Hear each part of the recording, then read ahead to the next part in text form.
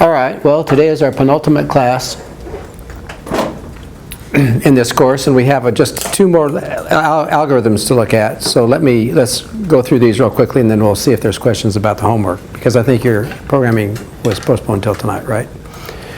Okay, so last time we saw, or we've been investigating these last two times, the graph data structure, and we are implementing the graphs with adjacency lists. What's the other representation besides adjacency list? Matrix. Adjacency matrix, right?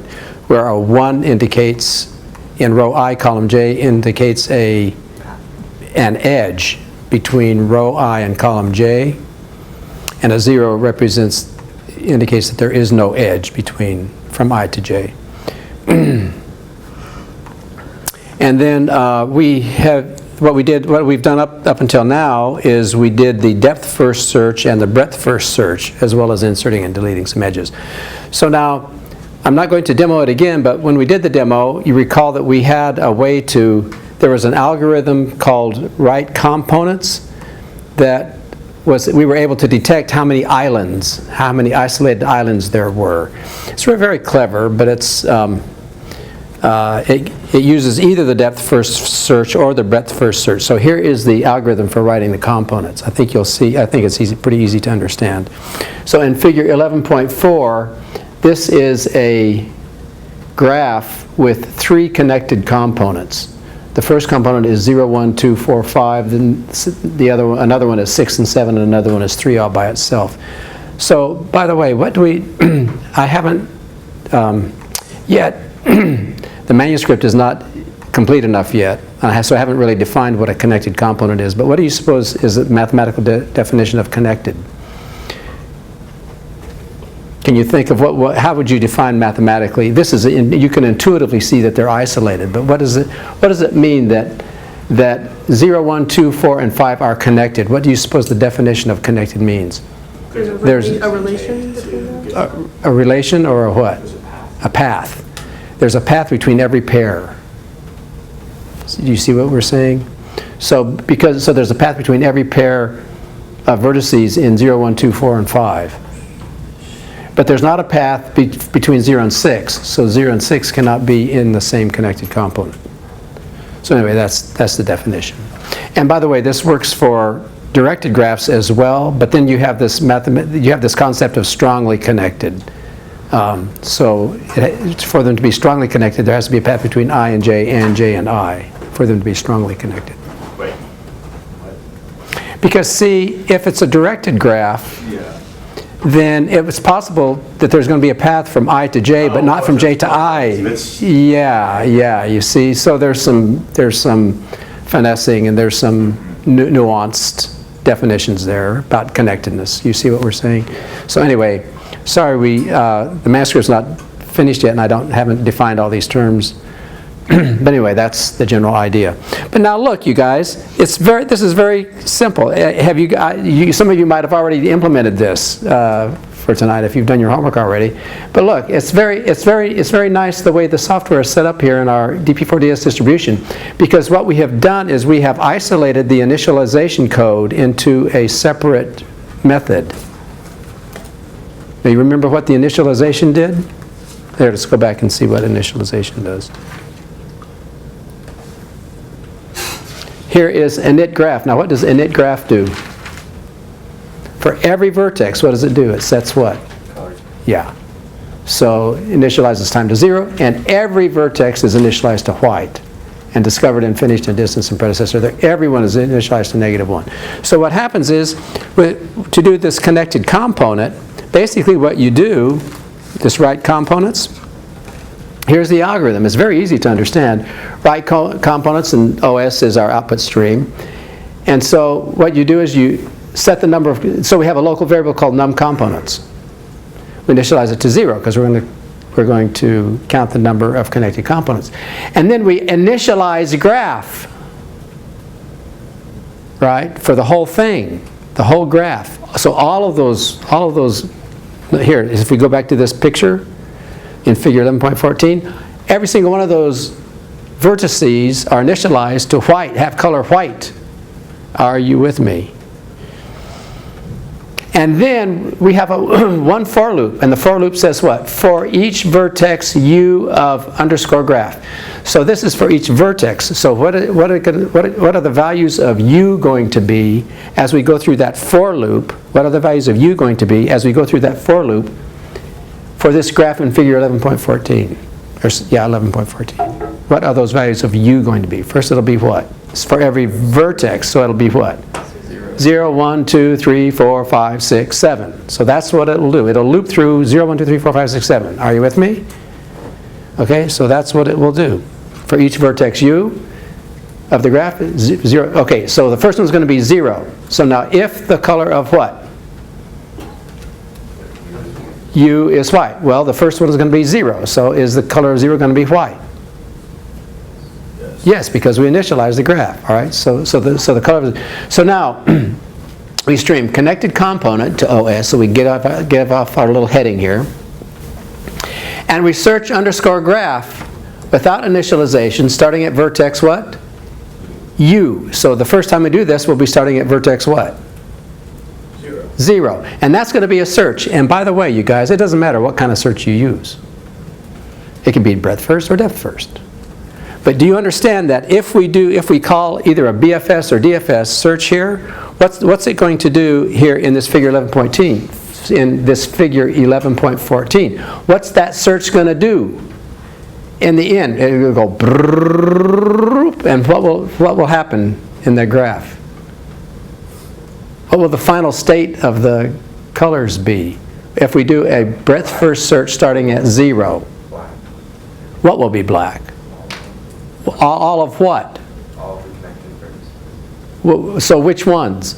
0, 1, 2, 4, 5. Yes, that's right. Does everybody see? So what that'll do is that'll color 0, 1, 2, 4, and 5. Those will all be black at the end of the search. Are you with me? Okay? So look.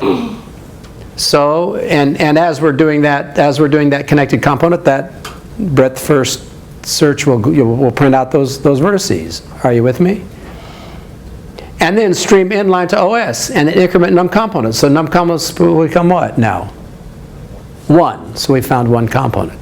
Now we'll go back to the if statement. Or we'll go back to the for statement. So now what's the next vertex? The first vertex was what? 0. So what's the next one? 1. So here, so we go here. So now 1. But what has happened to 1? It's been turned black by the search. Do you see? This is very simple and very clever. So if the color of U is what? Well, it's not white. So we'll go to what? Vertex what? 2, but that's not white. 2, but that's not white. So what will it do? Go to what? 3. But now 3 is white. So what will we do? We'll do we'll say connected component. We'll put out our heading. Are you with me? And then does everybody see how that works? And then 3 will come out by itself. You know, that's connected component all by itself, right? And so increment num components. So num components will be what? 2, because now we found a second connected component. Is everybody clear? Yeah. Right. You can start at any vertex you would like. Yeah, and then the first one, it'll do all of them that are connected to 0. Actually, look, the way to look at that is this. Let me give you 2 examples. The first example is in this figure. You see, in this figure in part A, we had the initial graph, and we did a breadth first search starting at 6. Are you with me? Now, at the whole end, boom, boom, boom, boom, boom, boom, boom, boom, all this. So we did all that, and at the end of the search, what happened? They were all black. Because in the finish, when we were finished with each one, they were all black. So at the end of the search, they were all black. And you could start, do you see? Yeah. And here, look, it's the same thing. If you do a depth first search, it was the same thing. Here in this figure, we had started this same one, started with 6, and we did a depth first search, boom, boom, boom, boom. And in the end, what were they? All black. Yeah. See? So do you see then that if you do this, if you do with 11.14, if you start at 0, at the end of the search, boom, the 0, the 1, to the 2, the 4, and the 5 will all be black at the end of the search. Oh, okay. And then we're gonna do. And then we check vertex 1, but vertex 1 is black because it got turned black by that search. and then 2, and then 3, and then 3 will have another component, and then we'll do 4, but that'll be black, 5, but that'll be black, and then we'll discover, and then we'll do what? 6, but then we'll do a search from there. Okay. So that'll be the third component. And then that'll turn 6. And that'll turn 6 and 7 to black, and then 7 will be black. And so Okay. is that neat? That's just very clever. All right? So that's how you can count the number of connected components. Now, this next one is really clever. This one is right path. Now, with the right components, it doesn't matter which search you use in the algorithm. But with right path, you have to use breadth first, because distance there's no concept of distance, no useful concept of distance in a depth first search. So this is predicated on, this one has to be a breadth first search as part of the algorithm. All right, now to illustrate this, let's take a look at this directed graph in part A of figure 11.15. And what we're going to do is we're going to see what happens if we find a path between 0 and 4, vertex 0 and vertex 4. Now, can you see that there are actually two different paths from 0 to 4 just by looking at that? How can you get from 0 to 4? What's the shortest way? 0, 1, 5, 2, 4. But you could also go how? There's a longer one. 0, 3. 0, 3, 1, 5, 2, 4. Are you with me? And in general, there could be many. Does everybody see that? Okay, but the neat thing about this is this algorithm is going to pick the shortest path. Right? It's going to pick the shortest one. Now, do you see, also I've given here in part B of the figure some breadth first searches. So if you do a breadth first search from 0, do you see that it's going to be, 0 is going to be the first vertex, and then what are the two vertices that are one generation, one link away from 0? They are vertices what? 1 and 3. So it could, this breadth first search could just as easily have been what? Instead of being 0, 3, 1, 5, 2, 4, it could just as easily have been what? 0, 1, 0. 0, 1, 3, 5, 2, 4. Now, does everybody see that? It just depends on the order in the adjacency list. Is everybody clear on that? And notice that if you have a breadth first search starting at 1, you'll never get to 0. See? Because those are one-way streets between 0 and 1 and 0 and 3. Are you with me? So if you're doing it Okay, so are you starting, which vertex are you starting at? at 0. At 0, and you want to get to where? Well, there are two paths. One of the paths is 0, 1, 5, 2, 4, and the other one is 0, 3, 1, 5, 2, 4. Are you with me? So there are two different paths. And in general, there could be many. There could be lots of loops around, and you could go all the way. You see what I'm saying? But with the breadth first search. Well, yeah, we're going to see. We haven't seen the algorithm yet. But the breadth first search is part of the algorithm to determine the shortest path. Yeah. All right. Okay, and so does everybody understand? And notice that if you start from any vertex other than 0, you actually can't get to 0, but there are some breadth first searches. And by the way, you should be able to reproduce these breadth first searches, right? Knowing the algorithm. I would give you the algorithm. Okay? Now, check this out. Actually, I should ask you this before I reveal it. What is the, answer me this. Riddle me this, Batman. Okay, so what's the predecessor of 1 in a breadth first search from 0? Let's just say we're starting at 0. What's the predecessor of 1? 0. And what's the predecessor of 3? Also 0. And what's the predecessor of 5? Yeah, that's a good point. See, I mean, you can't just look. Yeah. You have to see what the order it is in the breadth first. It's just 1. It is 1. Yeah. Right? 4 is not. 4 is not, even though there's an edge from 4 to 5, 4 is not the predecessor of 5 because 5 is discovered Because look, it's 0, 3, 1, and then 5. And so the predecessor of 5 is going to be 1. Now, does everybody see that? Okay? So look, so check this out.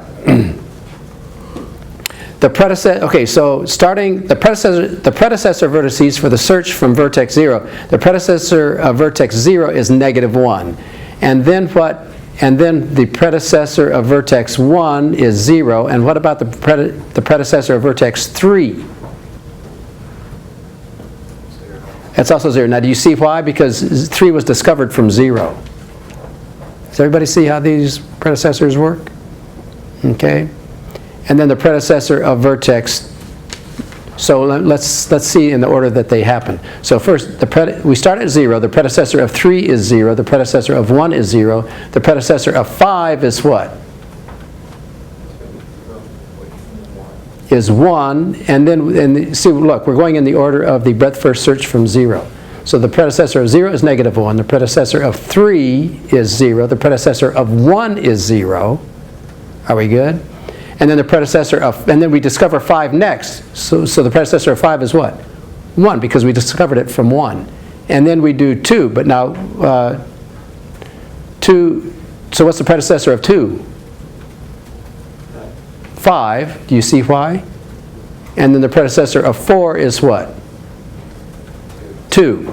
Now, does everybody see how those predecessors were obtained in the breadth first search? Okay, but now you guys, look, that's going to be our key, these predecessors. So these predecessors are going to be the key to finding the shortest path. Because look, here's the algorithm. Okay, so this is right path. And it's going to involve a right path helper.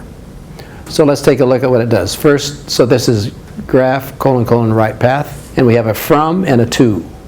And an output stream, right? So we check the precondition that the from and to are in range. And what's the very first thing we do? What's the very first thing we do after we do the precondition? Init graph. So now the graph is initialized. And then what do? We say breadth first search from, and then we print out the from vertex. Are you with me? We stream that. And now what do? We do a what? A BFS from an OS. Streaming to OS. Are you with me? So what will that breadth first search do? That will set up all of the what? As every time we do a search, what do we fill up in those vertices? The discovered time, the finish time, the what? The distance, and the predecessors. Are you with me? So that will set up all those predecessors, just like we had in this previous slide. See, those predecessors will all be set up like this. And the distances will also be set up. Okay? So, and that's a breadth first search. And then we do OS. Path from, and then vertex from, stream to, the word to, and then the integer to, is, and now our right path helper is what's going to actually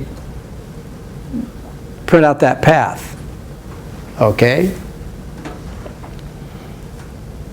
And if vertex sub 2 dot distance is not equal to -1, that means that there is a way to get from here to there. Then we print out, we stream the distance, and we print out the vertex 2 dot sub 2 dot distance. And your job is to do right path helper. But here's the pseudocode. So check this out, you guys. This is really slick. It's very easy, very short. So here's right path helper from, to, and OS. Now what's our precondition for right path helper? We know that what has just been executed? A what? A breadth first search starting from what? Starting from. Are you with me? We've done a breadth, are you with me here? Breadth first search starting from. Here's the base case. If 2 equals from, right? Then we just stream from to OS. Okay? So that's the base case. All right? And then else if the predecessor of 2 equals -1, then what do we know? No path exists. So stream, no path exists to the output stream. Else what? Now check this out. Check this out. Now else what do we do? What do we call recursively here? Right path helper. So we're calling right path helper is calling right path helper, right? But now what are the, look, the original call to right path helper was what? From and to. But now what are these parameters? From and the what? The predecessor of 2. So do you see that every time we call this, from is going to be the same? Are you with me? Is everybody clear on this? Every time we call this, from is going to be the same. So look, let's go, but what's going to be, every time we call it recursively, what's going to happen? 2 is going to be the predecessor of the, and so what's going to happen is, look, every time we call it, so we're calling it from the start to the finish. But then, so we'll get all the way. But then this one will call it with, it will call it. And then eventually get to Yeah, it will call it with the predecessor, which will call it with the predecessor, which will call it with the predecessor, which will call it to the, until finally it gets back to what? To the from. The second parameter will get to the from. But look, as it's calling itself recursively, it's not streaming to OS. So when will it stream to the OS? When it does what? When it returns. So look, you guys, so look. Here, let's go back to this. So suppose we want to go from 0 to 4. So the helper will be called with what parameters? 0 and 4, right? But 0 is not equal to 4. So the call to 0, 4 will call it with what? 0 to what? What's the predecessor of 4? 0 to 2. But 0 is not equal to 2. So that will call it with what? 0 to 5. Because 5 is the predecessor of 2. Do you see what we're saying? So look, here's the call tree. So the right path helper 04 OS will call 02, and that will call 05, and then what's the predecessor of 5? 01, and then what's the predecessor of 1? 00. But now they're equal. So what gets printed out? So here, so look, so what gets printed out? 0. That's the first vertex on the path from 0 to 4. And then when we return, what's going to happen? Now you see, this is kind of like fix-up, right? On the way back, what's going to get printed out? The 1. Are you with me? Look, let's go back here. See? So after we return, stream what? 1 to OS. So what will come out is 1. Are you with me? And then what? We'll return, and then what? And then 5. Do you see what's going to happen? And then 5, and so on the way back. So here, on the way back. So we'll stream 0, and then we'll stream 1, stream 5, stream 2, stream 4. So 0, 1, 5, 2, 4. And look, you guys, this is the shortest path. Look. Notice it's 0, 1, 5. It's 0, 1, 5, 2, 4. And it's not 0, 3, 1, 5, 2, 4. Why not? Because it took the predecessor from starting at the end and recursively called. Does everybody see how that worked? That's just really slick. So yeah, and so if you run this will come out. Okay, and you can. We demoed this on the very first day of graphs, but anyway. Okay, any questions about this? Yeah. How do you access the predecessor? Oh, that's a really good question. The question is, how do you access the predecessor? Let's see how you do that. Notice that predecessor is an attribute of a graph vertex struct. Are you with me? And then the vertices, and here And notice, and so how do you get that? We have an array T called underscore vertex. So underscore vertex dot, underscore vertex sub, that's an array of vertices. So it's going to be underscore vertex sub something dot, yeah. I've helped a few people with homeworks on this graph. Are there any questions about, you have any questions? Yeah. Mhm. I'm here. Yeah, that's always tricky. The question is, how do you do these iterators? Okay, look. First of all, let's take an example of how you need to do the loop where you have to do that. Let's go to the pseudocode for breadth first search. So here in the pseudocode for breadth first search, it's for each vertex V adjacent to U. Are you with me? It's for each vertex V adjacent to U. What that means is you need to go down whose adjacency list? Do you need to go down the adjacency list for U, or do you need to go down the adjacency list for V? For you. For U. So you understand then it is underscore graph sub U, and then you need to iterate down all of those, and each time you iterate down there, V is an integer, which is one of the integers that is adjacent to U in the list. So you're getting an integer. As you go down there, you're getting an integer. Each time you go down, that I get. now, but so what did we set up?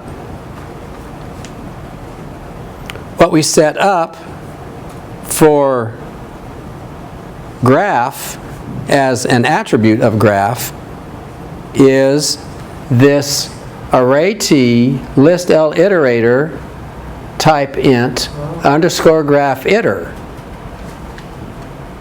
So in answer to your question, you need to use so how many graph iterators are there?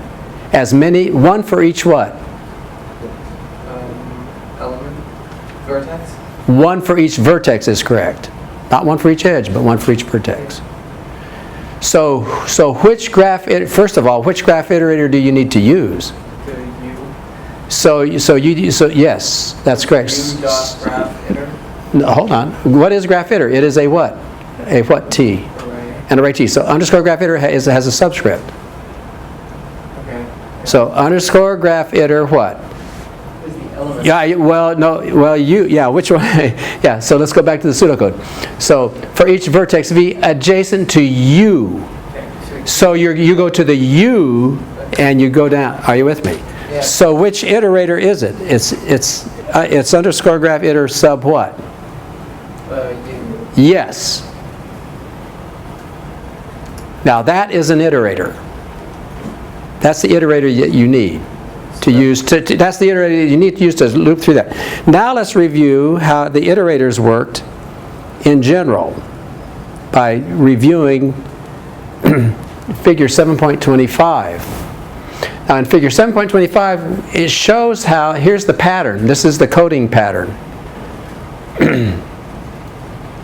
Now you understand that in the project we have already initialized, we have already declared our iterators, and we have initialized them, so you don't have those first two lines there.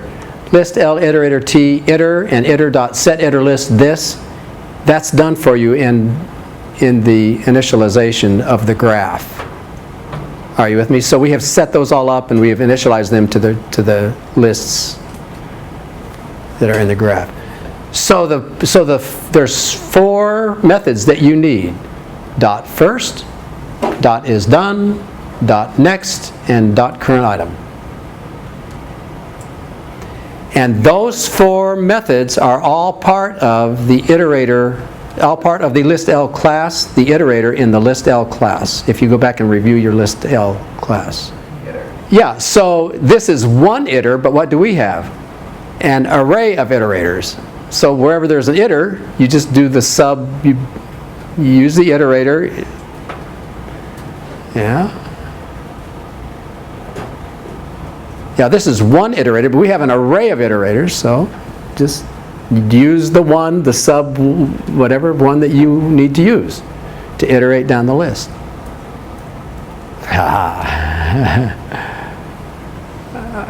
Is everybody, are we good? I don't want to write the code for you. I'm almost to the point where we're writing the code, but anyway. Do you see the concept? I mean, you see how... I think so. Yeah. And then each time you go through that list, the way you actually access the element where the cursor is in the iterator, it's by the current item. So you use the current item method. So look, here in the pseudocode of BFS, it says for each vertex V adjacent to U. Well, what you do is just use that code for looping through the iterator. But how do you actually extract V? That's with the way you actually get V. Get a value for V, an integer value for V. The way you actually get that is with this iter.currentItem. That's where that comes from. This is really nice. This is the way you use this. These iterators are provided all the times in all kinds of containers, in all kinds of software libraries. So this is a nice use of it. Okay, so what I would like to do then, so this is it. This is the end of our material. So we are at the end of this long journey. And so I want to do two things. First, I would like to make a few comments about what is going to be on the final. So I want to let you know how to study for that. So here's, and sorry I don't have a written guideline yet, but so here it is. What you need to know for the final is cumulative for the theory, okay? Okay, but it's not cumulative for the code, okay? Now what was the previous, so let's say cumulative for final and code for, so what did we have? We had red, black trees, and we have code for, was the general n-way trees, right? Is that what we did next? And then, well, that's what I meant. Yeah, okay. Yeah. LL, yeah, because we didn't do the general one. That's, Oh, yeah. actually, and the general n-way tree, and then the Gwen Wong B tree, and then this code here, graphs. Okay, so this is the only thing that you need to know for code. And let me also emphasize that on these here, tracing the algorithms. I highly recommend that you know how to trace through the algorithms, because we did we traced through insertion and deletion of a red-black tree. We did some code for the general n-way tree. We traced through insertion and deletion of the Gwen Wong tree, and we traced through depth first search and breadth first search, and for a graph. So you need to know how those algorithms work, how the discovered time and finish time, and so you need to know how to trace through those just to understand how they work. And then, of course, and furthermore, there are no algorithms that you need to memorize here. If I ask you to do code for any of these, I'll give you the pseudocode, or I'll give you the, like the picture or the, So I mean, it's not like you don't need to know how to do a right. You don't need to memorize the. I would give you, for example, the picture of a left rotate or a right rotate or a insert or a, I'd give you like a picture, and then so you can see what it is that you have to do to fill in the code. So it'll be, yeah. So that's the topics for the final. Yeah. Just little parts. Just little parts. Yeah. That would be, I want to ask you. For example, with the general n-way tree, you were filling out in little parts. You just need to know how to do those parts. Okay. I won't ask you to do something that you hadn't done before on that. Yeah, so that'll cut down your time. Now, by cumulative for the theory, we started, here's the kind of theory that we're talking about here.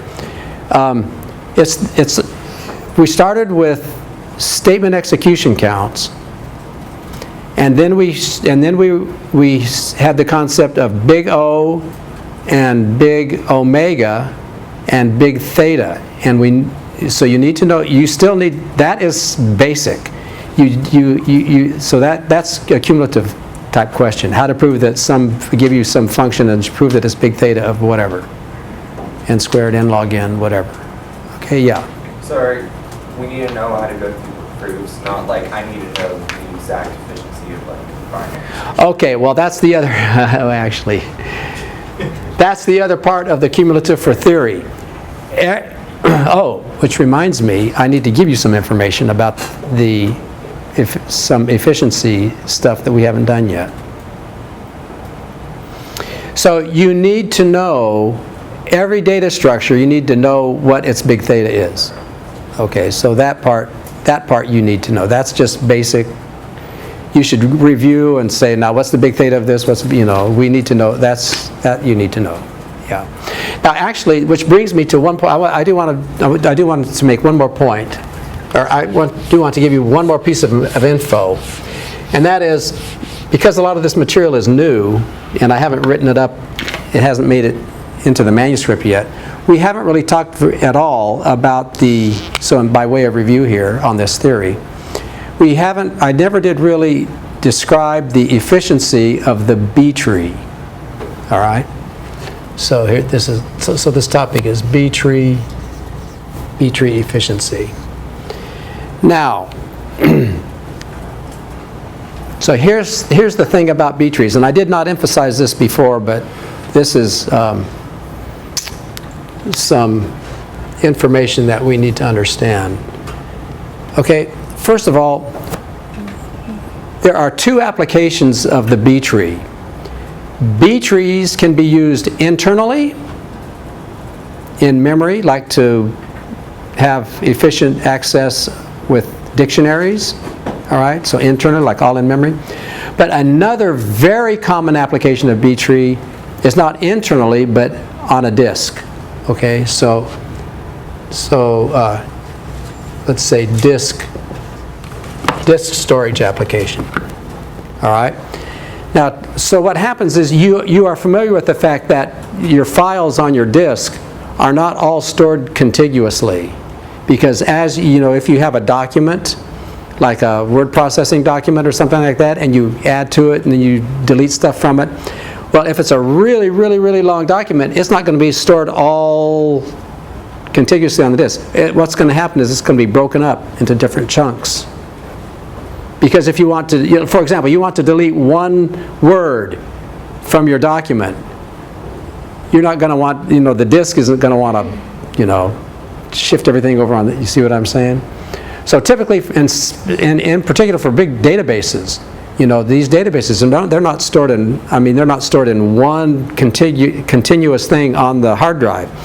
So what happens is, B trees are typically used in a disk application like that.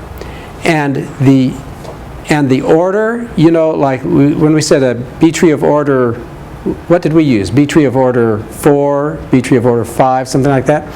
Typical B tree orders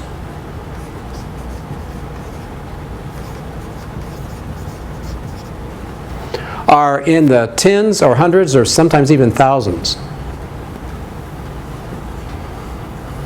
Or hundreds, just say hundreds, or hundreds. Like you would have a 100-way tree. Do you see what we mean? And what happens is, there is not enough room in memory, in main memory, to store the whole file. But you design this so that you can get like 100 keys, 100 slices of your thing into memory at one time. And those are all in one node. Do you see? So they're in the hundreds. So you can imagine, if you had 100 keys, you would have what? 101 children. Do you see? but the leaves would all be at the same level. And so what happens is, the operation is that you pull in one node from the B tree, and then you can search through, you can do your loop, you know, when you did contains, you search through in a loop and you find the next one, and then that would take that another big chunk into memory. You see what we're saying? And so what happens is, the time it takes to read one node into memory far exceeds the time it takes to do a comparison in the loop within memory. So the key thing that's the killer on your time is how many nodes that you read in. So if you have a 100-way tree, that means it's going to be shallow and you'll read in as few as possible. But that also means, what that also means is that it's not the number of keys that is the limit of your performance. It's the depth of the tree. Now, so I want to end with this fact. So, depth of B tree is the limit of performance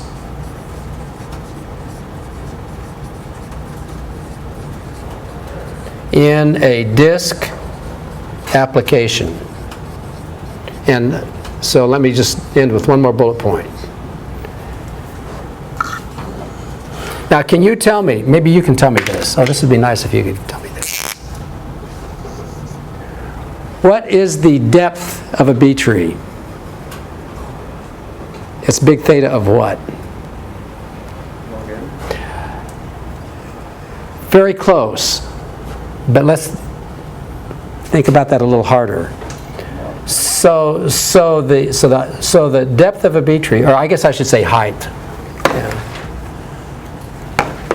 We've been calling it height. So a B tree has height,